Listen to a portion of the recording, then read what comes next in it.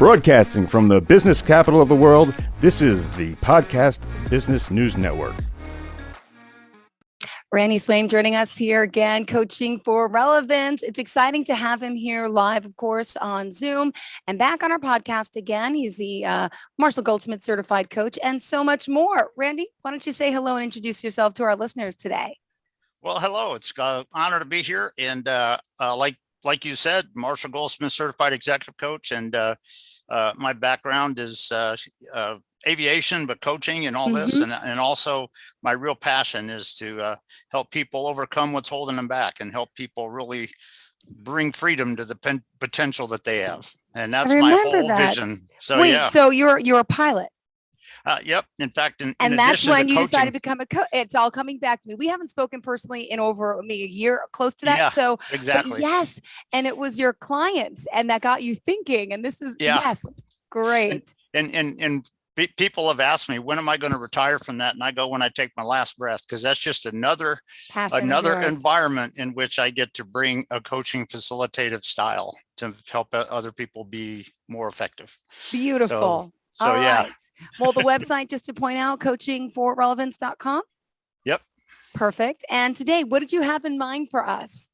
Well, what we're going to talk about, and I leave this for the listeners, but I know the last time that Casey and I were on here, we were sort of talking about kind of addressing a concept, which is actually a tool that people can use for being really functional in an unstable, rapidly changing environment. And you may remember me using this term that has been used historically in military environments called VUCA, which stands for volatility, uncertain, complexity, and ambiguous. Yep. And you know what? Guess what? That's our environment today. It really is with this pandemic, for sure.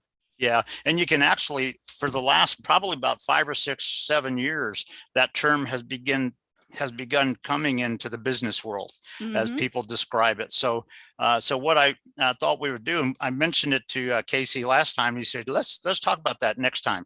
And so it's a tool that has been that was created a number of years ago. By that I mean a couple of decades ago, by somebody that is designed to make fighter pilots and fighter crews more effective in what they're accomplishing. But you know what I'll do is I'll share a quick story from my fighter squadron days. But for the listeners, realize that this is just an analogy. And what I'll do is finish off a couple points with, this is kind of some things you want to be thinking about when you're talking about leading your team, running your business, or if you're talking about preparing your youth and children to be effective in a unstable, unpredictable environment. And so all of that can be an analogy to that. So that's kind of sort of where I was going with that. And I know some of the listeners have had some interest in youth coaching and the Rising Stars aspect. So this is something that if you take the insight that I'll share today, it's beneficial for leading your teams, because as I told people, and you may have heard me say this before a year ago, but you think about it, and you may be a leader and a manager, but there's a lot you're not in control of. Because I mean, if you think about it, your team members may not be 100% today because they may be struggling with something at home. They may not have slept well last night. You may not be at 100% today because you didn't sleep well last night, or you're dealing with something outside of work. Your customers have a say in the outcome. Your prospects that you're talking to have a say in the outcome. Your competitors have a say in the outcome. So it's not just about going with academic things, but it's getting a sense of this real strategic insight. So that's kind of what we thought we'd sort of address today for today's show. Well, what a volatile year and a half has it really been with this pandemic? And I'm imagining you're dealing with people, the people that you coach. There's been loss. Let's talk about personal loss, talk about life, family, friends, jobs, people reestablishing their careers, reinventing the wheel, people losing investments, what have you seen from your clients in this volatile situation? And please, the more tools you can mention to help people get through. Yeah, the big thing on it, I will say this, that a lot of people, I've noticed that even in aviation, there's a lot of people that have walked away from that job. There's a lot of people that the demand for their roles in that particular job have sort of shrunk, kind of thing, Yeah. because the business is there. I know one of the current things that's a challenge for in business right now is the whole thing with the logistics chain and supply chain and everything. People have seen some evidence of that in the news, where the COVID and just the lack of people, and I know the airlines and aviation Oh, yeah. are really struggling with getting enough pilots in to do their role. And that's actually been something that's been going on a little bit for about 15 years. And so all of this is causing a stress. And one of the things you really need to have a sense of is, how do you get people thinking about why they're doing that? And one of the things for a leader in an organization, guess what? All the factors that you would guess are going to change once you get going. So the aspect of this tool is something that can help people with that. But when you talk about it, so often from an academic standpoint, you say, well, here's my strategy, it's going to work. And all of a sudden, 3 steps down the sidewalk and something drastically changes. Are they prepared for that? And have they given any vision to that? And a lot of people today have not.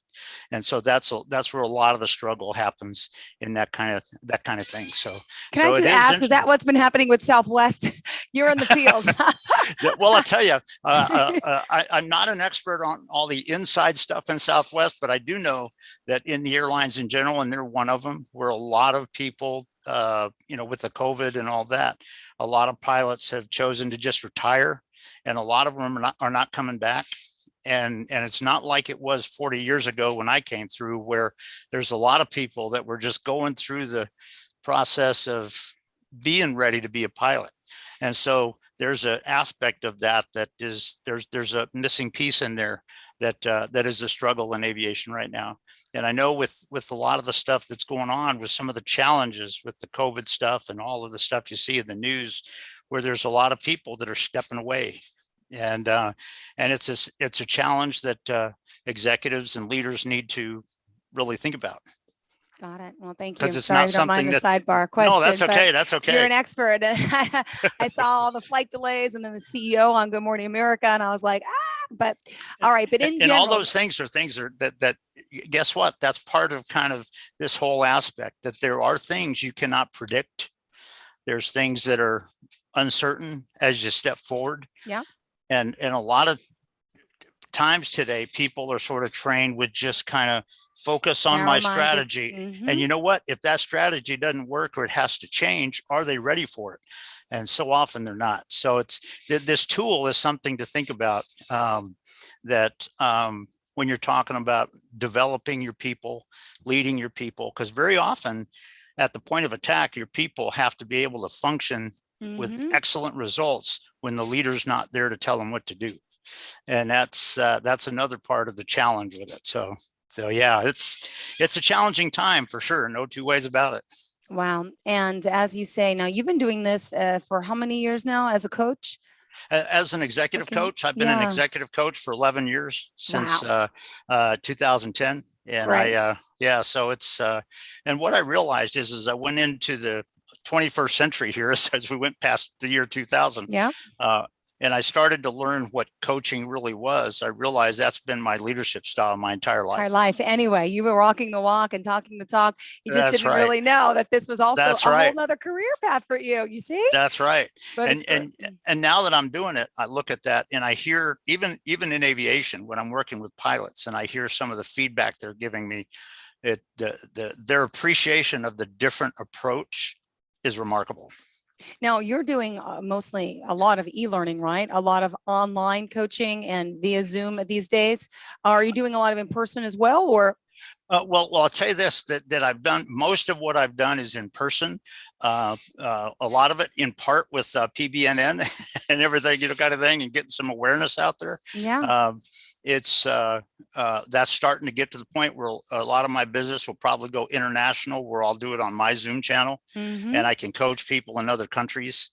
In fact, it's interesting. One of the I was talking with the a director at Monarch Business University in Switzerland, because I'm looking at kind of finishing up my PhD there possibility. Right. And when I mentioned PBNN, that I was kind of on some of their shows, immediately he knew who that was. He knew who Awesome. PNN was. And what was interesting is one of the clients that I was working with at the airport, they were two pilots from South Africa. And as soon as I mentioned that, because they were interested in what I was doing and Yeah. everything, and when I mentioned PBNN, both of them immediately go, "Oh yeah, I know them." I was like, Awesome. "Cool, man." So it's so worldwide, It's good to and get the word out, of course. Any little yes, bit helps. You know that as a coach, yes, as an yes, executive coach, as a pilot, it's all about word of mouth. But it's yeah, also about the testimonials. It's about the work you've done and the clients you work with and what they say about you, which I'm on the website again, coachingforrelevance.com. It's been a while, yeah. but it's great to read what people, are saying about you, because I think word of mouth is still the best way to talk Mm-hmm. about someone. Dr. Larry Gilliam, Director of Dayspring Counseling. You may not remember that we met about 4 years ago, but you may not realize that I have watched you from a distance for 4 years, and I want your Mm-hmm. coaching to be a part of this international initiative. Also, if you're open to it, I would like you to do coaching through the training and development arm of Dayspring, not to replace what you're already doing, but in addition to it. I mean, Mm-hmm. you work with some big executives, corporations, and regular little people like myself too. Yeah, So, and if it's any consolation, I don't consider you a little person. I but think thank your you. name is out there, and I've been honored to Thank talk you. with you last year and for today. So yeah, Well, thank cool. you. So, what else do you want to share with your audience today about what Coaching for Relevance can really do? Well, for me, like I say, it's a lot of people. You know, a coach, an executive coach, a true coach is not somebody that just comes in and talks about themselves. It is not somebody that comes in and tells you what to do. There's a lot of times where I'll ask a client a question and they don't know the answer. And my whole thing to them is, well, I'll tell you what, between now and the next time we meet, think through and find out what that answer is for you. And there's and that's the challenge, because as they get to processing through what they're really all about with this, that makes a huge difference. And it's a lot of people kind of want you to tell them what to do, and I go, hey, listen, I'm not our role here. That's you need to get clarity on what you want to accomplish, and then I'll ask the right questions that get you to that. And I think I shared with you last year that one of the ladies that I was working with, to give her an incentive about using coaching skills in what she was doing, I asked her one question and she exploded into tears on the spot. And I said, and you know what I did? When she's sitting there crying, this is exactly what I did. I went for about 40 seconds. and then I kind of leaned forward with my hand and I put it on her arm. I said, I want you to understand, share with me exactly what you're feeling right now. And she said, she choked back the tears and she said, well, something embarrassing. And I said, what's that? And she said, I just realized that is a question that I've been running from for a long time. And I looked at her and I said, so what's it going to take for you to answer that question? And that was, she talked, I worked with her for about another 8 or 10 weeks. And I mean, it revolutionized what she was doing. And so, with a coach, it's not like a consultant. I'm not going to come in there and tell you what to do and you need to do this and because you know what, you're no better. If I do that for you, you're no better.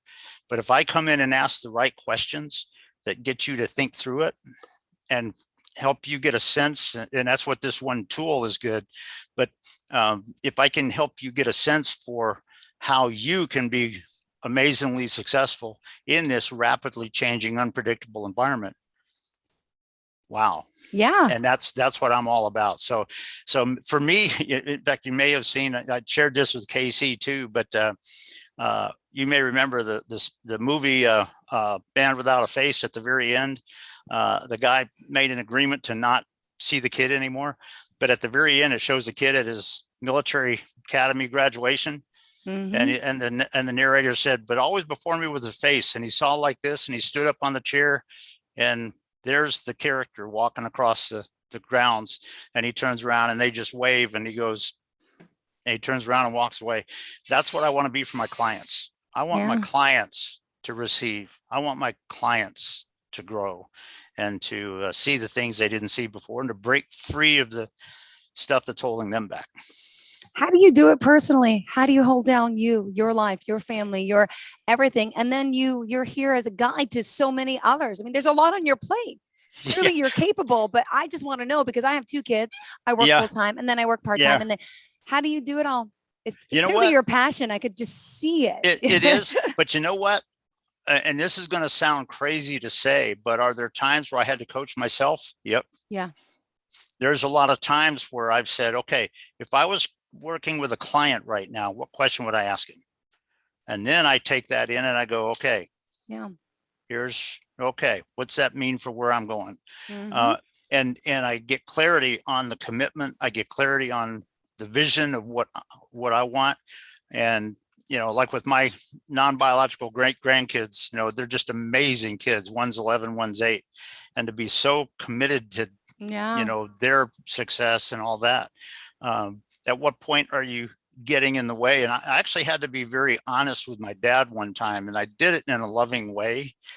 But my dad, and I want to be very careful how I say this, but my dad was an individual who was all about his own fun and flying for his whole life, kind of thing. And there was one time where I had to be very honest and candid in a loving way. It wasn't cruel, but I said, Dad, I've not always been able to control the upline dysfunction in my life, the impact in my life of that upline lineage dysfunction. And I said, but I'll tell you what, there is one thing I'm in total control of. And he said, what's that? And I said, I'm in total control of whether it goes 1 millimeter past me. Yeah. And I said, it won't. And there's times where you got to do that. Understand kind of what's driving you to overcome, to do the good things that you've done, the positive things that you've done, but also, what did I learn from that? What did I become in coming through that? And now, not going back to badmouth anybody, but you know what? This is what I learned. Who am I really going forward? And not making excuses, which is what so many people today, we do. Cast blame and make excuses and blame it on everybody else. But it's like, you know what? Boom, here's where we're going. And that's huge. Now you touch upon something, talking about, you said your great grandchildren. Yeah, believe it or not. Is that not. possible? Wow. Now, obviously, we wisen as we get older, but you must be a great influence on the children, the grandchildren, I mean, youth. Did you ever think about starting to coach youth? I mean, you're dealing with. In fact, I shared with KC, I do have a youth coaching process, which is called the Rising Stars process, and we shared this on 2 sessions ago on a great on a session, and if you can envision an executive leadership development process that is pared down to where 12 to 16-year-old could get some insight out of it and gain value, that's the Rising Stars process. In fact, I shared with KC the most incredible question I've ever gotten from any client was from a 9-year-old girl that was going through it. And my great granddaughter has asked me some great questions along the way. And that's huge. And so, it's, I look at it as when you're a coach, it's almost like people don't know you're there. And I shared this with KC, but as a martial artist also, I've got my black belt in Taekwondo. And one of the lines we used to always say is, a great sensei goes into the dojo and an hour later they leave and everybody's better, but they think they did it themselves. And that's what a coach is. It's not about calling attention to ourselves. It's not you doing it like we do it. It's not us telling you what to do. It's us kind of giving you the insight to grow a little bit and to develop through. So that's my passion, whether it's working with pilots, whether it's working with business executives, small team leaders, youth, whatever. It's the passion. Yeah, I could see it clearly. And you've accomplished so much, my goodness. And what's next for you? I mean, going international, clearly, You're going to help people more so now. You want to continue getting your PhD, which is amazing as well. Yep. I mean, where does it end? It doesn't. Sky's the I'll limit, literally. You know what it is, and I'll tell you, it's kind of a sort of a funny way of saying it. But like I say, people have asked me, when are you going to retire? And I look at them without missing a beat, and I go, when I take my last breath. Because if you think about it in a track race, I'm going to run through the finish line.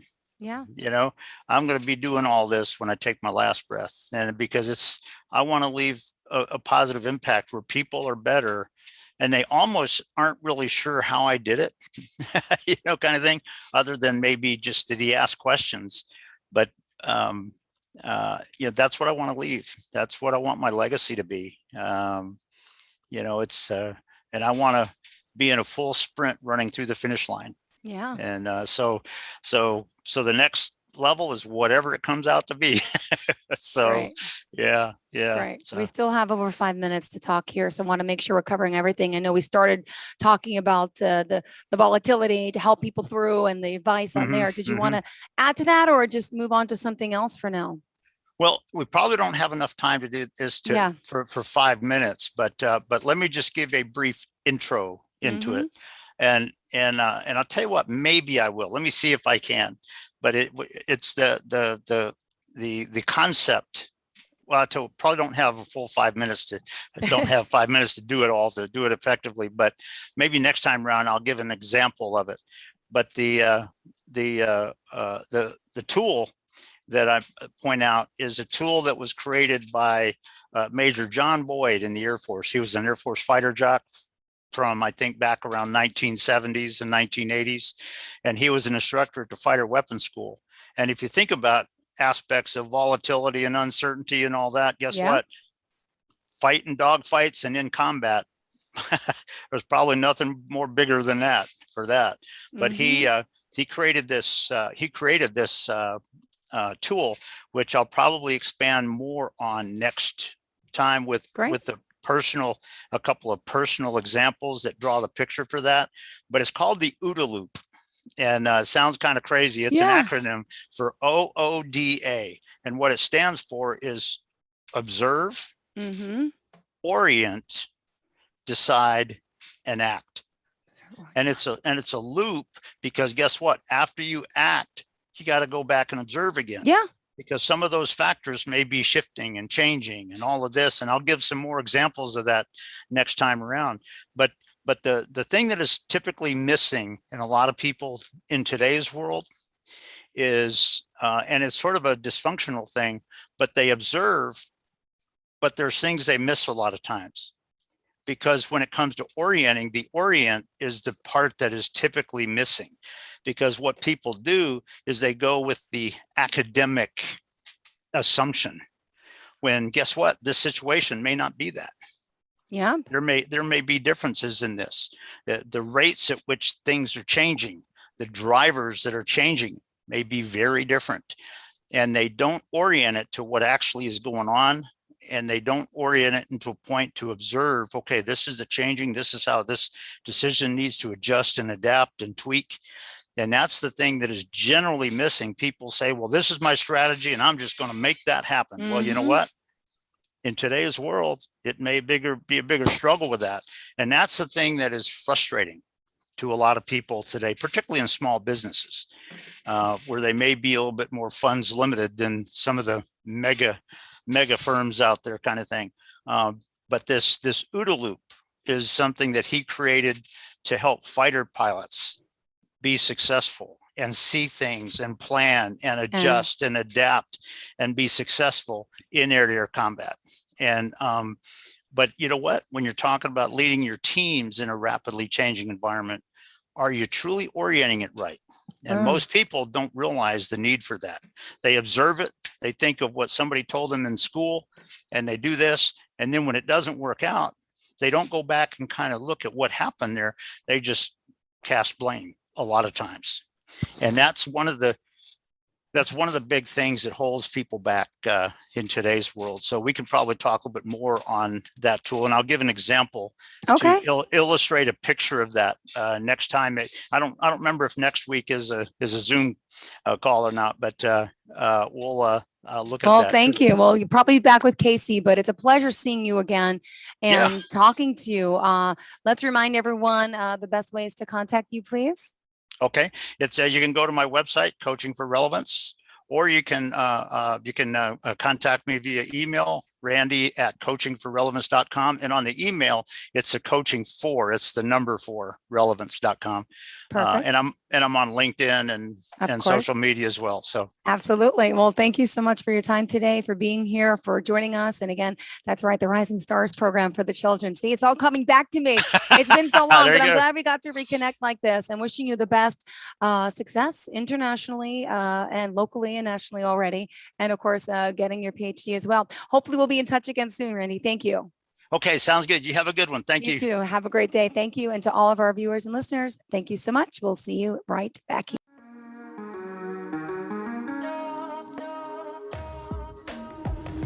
Broadcasting from the business capital of the world, this is the Podcast Business News Network. For nearly 2,000 severely injured veterans, everyday life has become filled with barriers. Day-to-day simple tasks can become pretty daunting. I have to carry my chair up 2 flights of steps or have somebody do it for me. What scares me the most is just the falling. When I'm struggling with my house, I think, to have that one great barrier just knocked down, I mean, it's crucial.